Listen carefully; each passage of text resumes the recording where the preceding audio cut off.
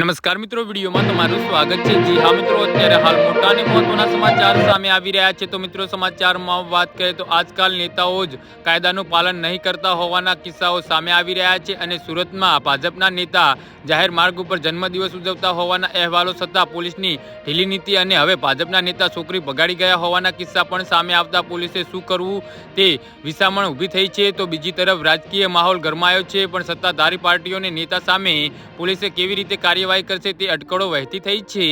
જી હા મિત્રો, વિગતો મુજબ સાબરકાંઠાના પ્રાંતિજના ભાજપના શહેર પ્રમુખ કુશવ બ્રહ્મભટ્ટ એક યુવતીને ભગાડી ગયાનો કિસ્સો સામે આવતા સ્થાનિક વિસ્તારમાં ભારે ચકચાર મચી ગઈ છે। એક જવાબદાર રાજકીય પદ પર બેઠેલા નેતા આ જ રીતે યુવતીને ભગાડી જવાની ચેષ્ટા કરતા ભારે ચકચાર મચી છે।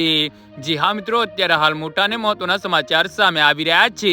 સાબરકાંઠાના પ્રાંતિજના ભાજપ પ્રમુખ કુશવ બ્રહ્મભટ્ટ નામના નેતા એક યુવતીને લઈને ભાગી જવાની જાણ યુવતીના પરિવારજનોને થતા તેઓ પોલીસ મથકે પહોંચ્યા હતા અને પ્રાંતિજ પોલીસ મથકે ફરિયાદ અરજી કરી હતી। જોકે ભાજપ નેતા હોવાથી પોલીસે પણ કેસ દાખલ કરવા મામલે ખચકાઈ રહી છે। જી હા મિત્રો, તો આના વિશે તમારું શું કહેવું છે તો નીચે મારી કમેન્ટ બોક્સમાં જરૂરથી જણાવજો। ધન્યવાદ।